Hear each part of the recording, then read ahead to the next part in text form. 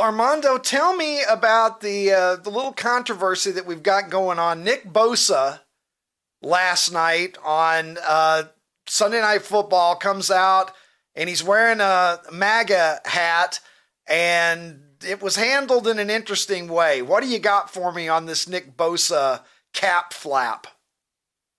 I like it. Cap flap. Very nice. So, look, first of all, the photo bomb, the fact that Nick Bosa felt confident enough to do that, even he admitted after the game that wearing a MAGA hat and photo bombing an interview on national television requires some courage, because a couple of years ago, I'll remind you, we had people getting kicked off airplanes for wearing that hat. We had people kicked out of restaurants for wearing that hat. To this day, you cannot wear that hat, obviously, to a voting station, because of the message that it sends. It's political. He said that the climate is different now, and he feels more confident about doing it, although he's not going to do it a lot. NBC, very well known. Are they conservative, or are they just like most other media and not too conservative? I think they're not too conservative. So yes, the same sources network, say that is correct. Yes, sir. The same network that last year edited C.J. Stroud when he thanked Jesus Christ for his performance at the start of his interview and then talked about his play, they cut out the Jesus Christ and started the interview online, edited as, well, my receivers did thus and such. They tried to give this interview the same treatment, cutting out Nick Bosa from their edited online version of the whole affair. And it didn't go well, because clearly people are now awake and aware and eyes wide open. They've seen CBS refuse to release transcripts on 60 Minutes interview with the vice president. They've seen other media edit videos and do it in a manner that changes meanings. And people just went nuts. So NBC changed it back, and then changed it again, and then changed it back. And now I think it's the actual interview is up online. The simplest things are so complicated in 2024, aren't they? I don't know, Armando. Jamboree happening right now. You see it there on your screen. In that place is particularly chilling, because in 1939, more than 20,000 supporters of a different fascist leader, Adolf Hitler, packed the garden for a so-called pro-America rally. A rally where speakers voiced anti-Semitic rhetoric from a stage draped with Nazi banners. When a Jewish protester rushed the stage, the Associated Press reported, quote, instantly, a dozen or more stormtroopers set upon him, knocking him down and beating him as he held his head in his arms. Most of his clothing was torn from his body. Later, he was booked for disorderly conduct. Now, against that backdrop of history, Donald Trump, the man who has threatened to use the military against opponents he calls enemies from within, who has threatened to use the troops to quell what he says are lawless cities, and to use those troops to carry out mass deportations of immigrants, is once again turning Madison Square Garden into a staging ground for extremism. All right, I've about fucking had it.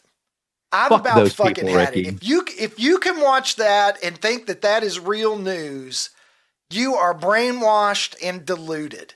To say a different fascist leader 85 years ago and to show that shit, seriously, fuck MSNBC. It is not a serious organization. Nobody should take anything that they put on their air seriously after that.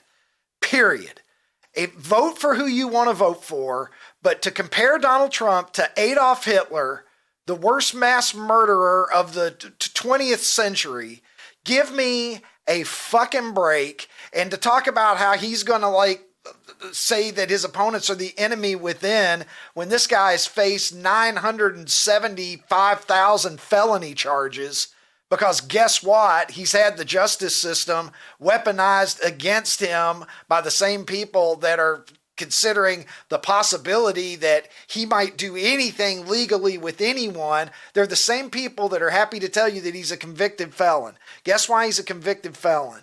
Because his political enemies went after him while he was the presumptive nominee of the opposing party. So please, please, MSNBC, on behalf of me, shut the fuck up. I'm done with it, Ron.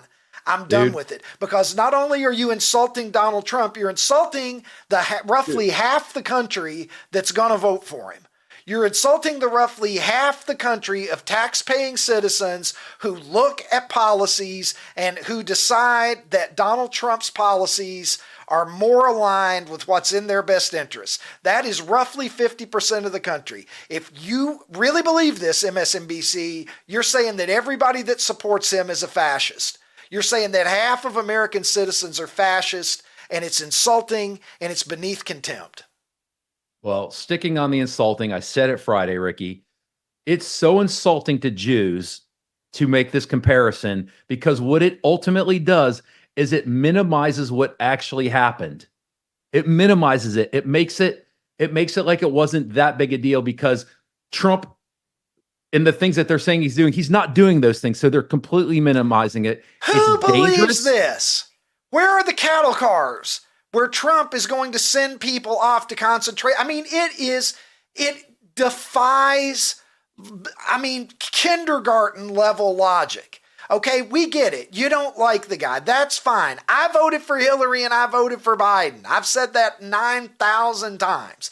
I am not a MAGA person. I am not someone who has blindly followed Donald Trump. I've been very critical of Donald Trump, but get the fuck out of here with any suggestion that Donald Trump resembles Hitler in the slightest. It's a joke. It makes a cartoon of real history. It makes a mockery of one of the worst chapters in human history. And if Donald Trump is Adolf Hitler, then who was Adolf Hitler?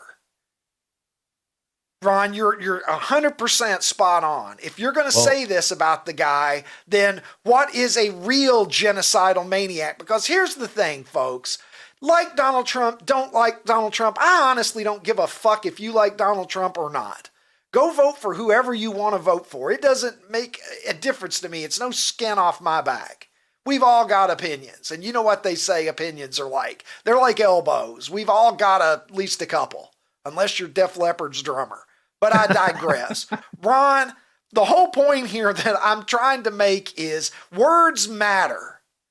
The things that we say, particularly the fucking mainstream American media, which is supposed to be practicing journalism, words matter. And if you are going to smear somebody in the worst, nastiest, slimiest way possible and feel no guilt for it, honestly, fuck off, man. I'm done with it. There are lots and lots of good people who are supporting Donald Trump, and they're not doing it because they're fans of fascism. This is a incredibly slanted, biased opinion that is being put out there before the American people as fact, and a lot of people who only get their news from these sources believe this bullshit. And it's got to stop. It's got to stop. Good people have to speak up and say, no, this doesn't pass the fucking common sense test. On its face, comparing Donald Trump to Adolf Hitler is beyond fucking stupid, and it's evil. It's an evil thing to do. This man has survived 2 assassination attempts during this election cycle, and they're out there doubling down on this, presenting him as the worst threat to the world since Adolf Hitler.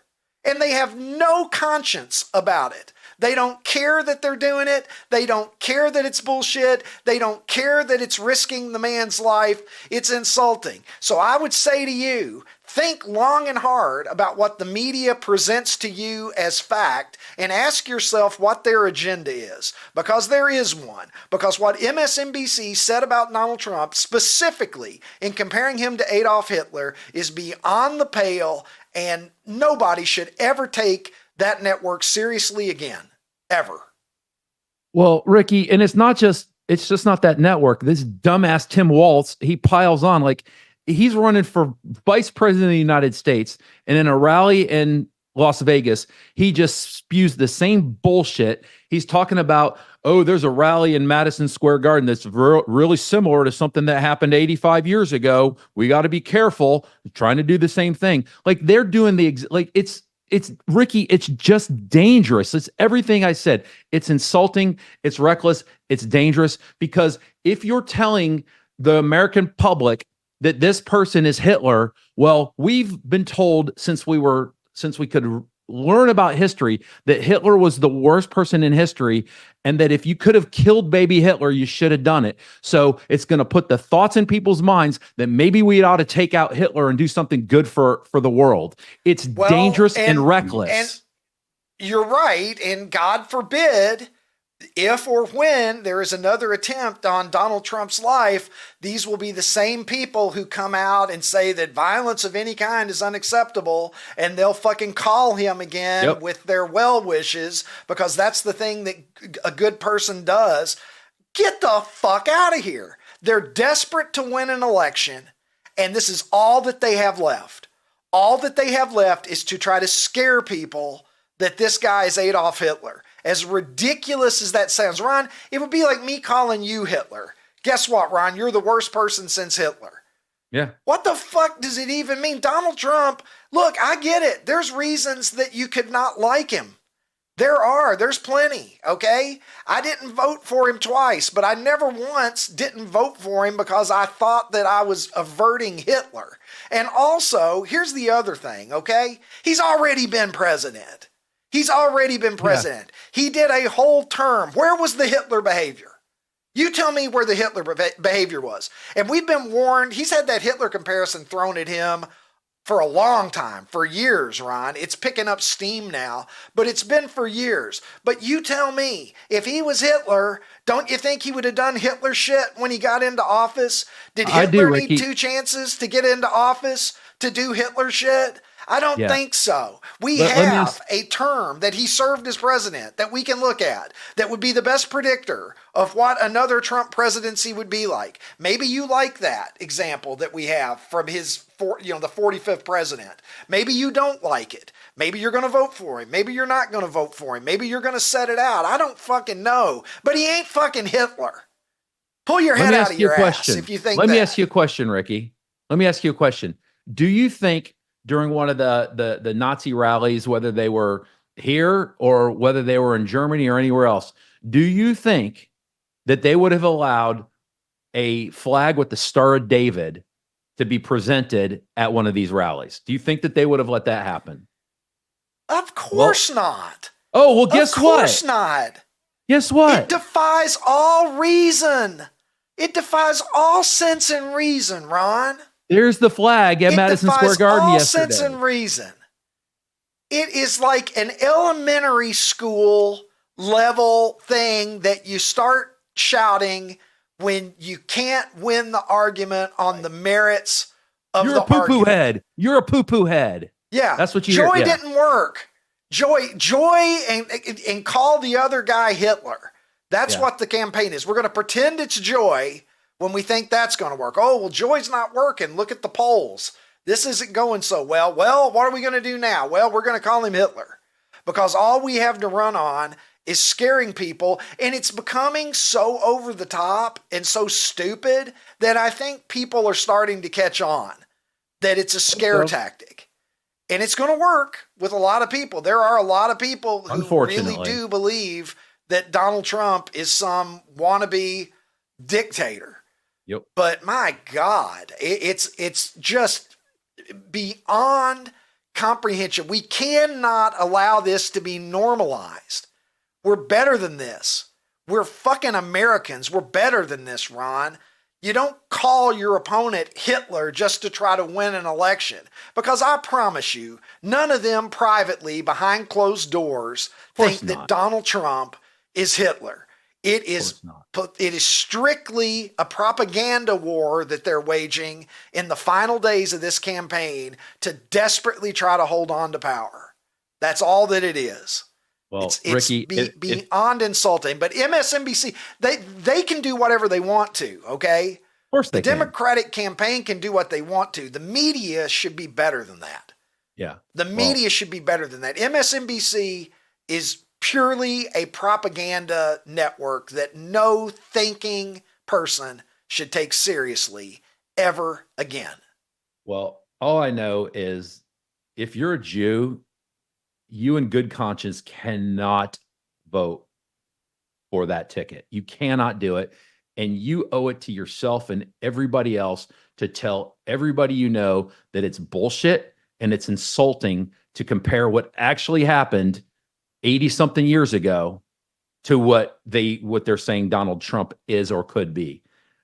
People have to. It's ridiculous. You just can't ignore this. You can't ignore this. I can't ignore it. No, it shouldn't be ignored. It's time that we start calling bullshit on stupid things before it's too late in this country and we lose our compass to the point that nobody can discern between bullshit and facts anymore. We're already about halfway down that slippery slope, and we got to pivot while our country still has a thread of sanity left.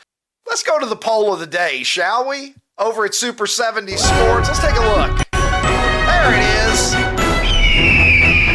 I was debating, Ron. I want to talk about Dwayne Wade's terrible statue. And so I was kind of stuck between, do I want to talk about that right now, or do I want to do the poll of the day first? And I've decided that we're going to do the poll of the day first. But we've got Dwayne Wade and his horrifying statue in the on-deck circle swinging two bats right now. But let's take a look at what we have here. Today, Ron, as always, thrown together on the fly. I have Huey Lewis and the News as the first option, a very popular 80s radio band, had a lot of hits back in the day. In the second option slot there, we've got Cheez-Its, which is a favorite of one of my daughters. Every time she comes over and we go to the grocery store, we have to get a box of Cheez-Its, and she destroys it inevitably. Then we have Shaquille O'Neal, who speak of the devil there. Maybe I was subconsciously influenced by the fact that we had that clip on the program, but I've got Shaq in the third spot, who's so popular that he can just talk about girls who are young enough to be his daughter's ass in a way that clearly makes her uncomfortable, and nobody fucking cares. Just nobody fucking cares. You just imagine, like, social norms no longer apply to Shaquille O'Neal. And then lastly, Scrabble, which is a classic board game and one that I'd like to think that I'm pretty decent at. So, Ron, as always, tell me what your personal choice is, and then tell me what you think the public will decide. Well, because I voted, I did see how it comes out, and all I can say is 72 and sunny, Ricky. My first instinct was Cheez-Its, and then I kind of read a little bit farther and I saw Scrabble. And I play my mom every day in Words with Friends, which is basically virtual Scrabble. So I had to go with Scrabble just on a personal basis because it's just this little thing that keeps me and my mom connected and on a daily basis. Cheez-Its, I love Cheez-Its, love toasty Cheez-Its. There's this Cheez-Its Groove now that are white cheddar that are basically crack. So yeah, not personally a big fan of Huey Lewis, as you probably would have guessed. I do like Shaq, so, but all I can say is 72 and sunny, Ricky. Well, okay, first of all, you obviously are privy to information that I do not currently possess. I don't see anything that appears to be of 72 and sunny strength here. So if something is running away with this, I'm going to be surprised because there's nothing there that looks to me to be like bacon or beer What do you think? 72 What and do sunny. you think? Which one do you think is going to run away, and which one would have been your number one? I probably would have to vote. Cheez-Its is easily my least favorite Okay. of those options. So Cheez-Its is out. Huey Lewis in the News is going to be third for me.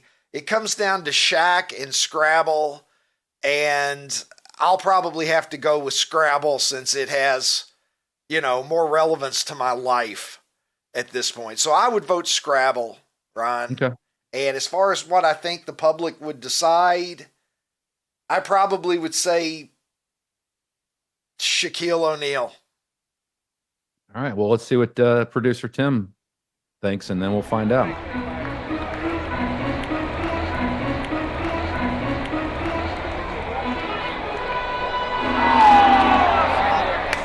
Whoa. Wow.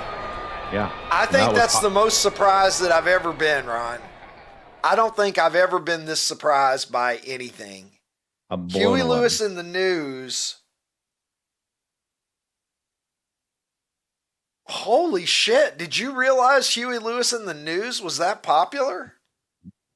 It's not like you've got 3 dogs in there, and that's why it's so high. That is, boy. I mean, they were okay.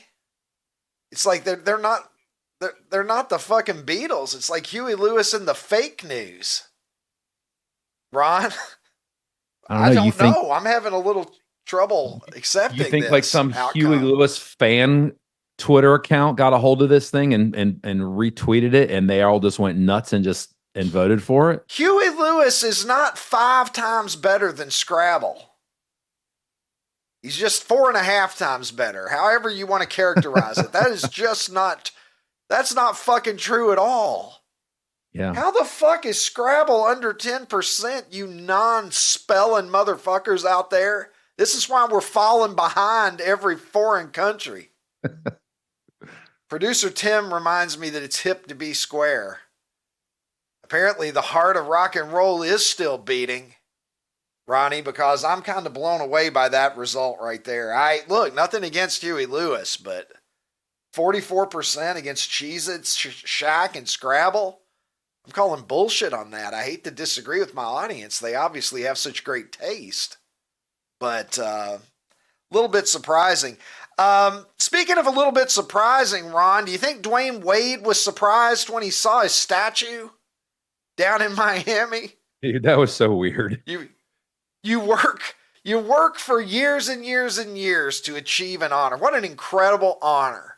Can you imagine? I mean, never in my life, they're never going to build a statue of me. I mean, I suppose I've got like a, I got like There's a going to be one in Horse 500 Cave. chance. Yeah, look at this thing. I don't know if we have a close-up of the face, but it's horrifying. It's horrifying. Dwayne Wade, there it is. I don't know if he had seen it previously or if that was the unveiling was literally the first time he got to see it.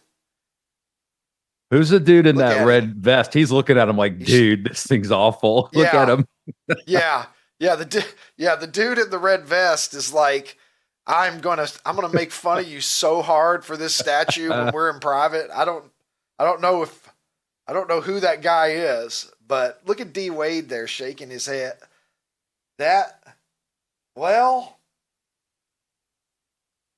Yeah, but that's not I D don't- Wade right there, is it? The other one. is that Antoine Walker? Yeah, that's what I That's thought. It was like Antoine. Walker. Yeah. They gave that's the tweet, Ron. They gave Dwayne Wade. Oh, I didn't look statue up. of I'm sorry. Antoine Walker. I was so looking at that face, I didn't even look up. And why do we want to drag Antoine Walker's like, what did I do? Why do you have to drag me into this? That's maybe a little bit closer. Good Lord, he looks like somebody. He looks like He's torturing. He looks like he's being tortured. He looks like Josh Dobbs after throwing an interception last year for the Vikings. Dude. What do you think?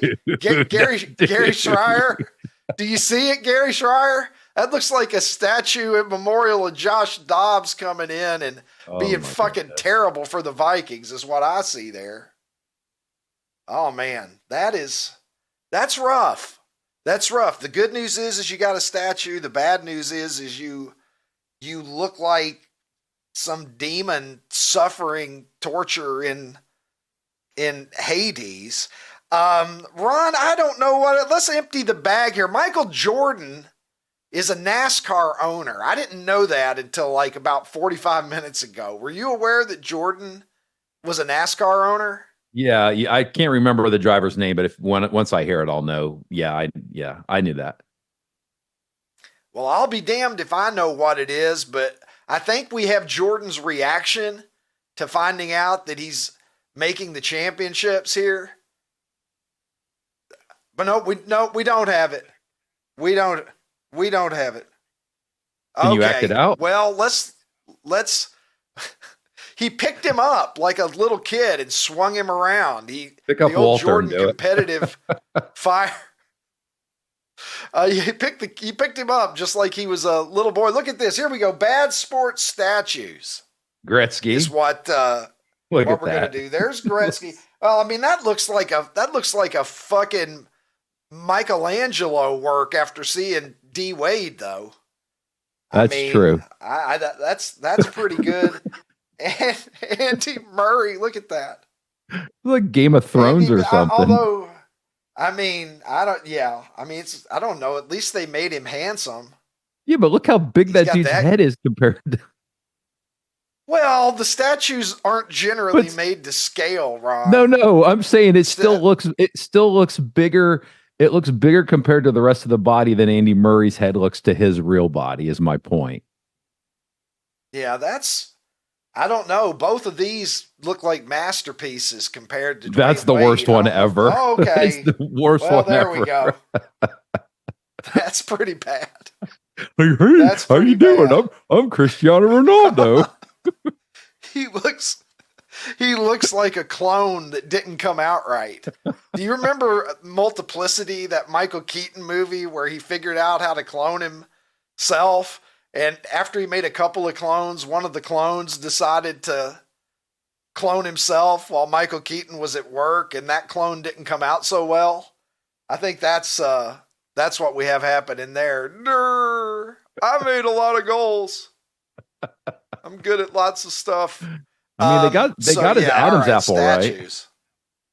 Right? You got to be careful, I guess. Like, you find out there's going to be a statue, don't get excited until you see it.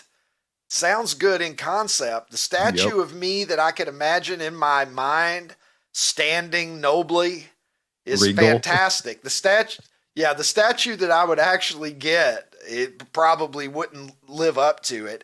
Let's take a look at what I'm tweeting.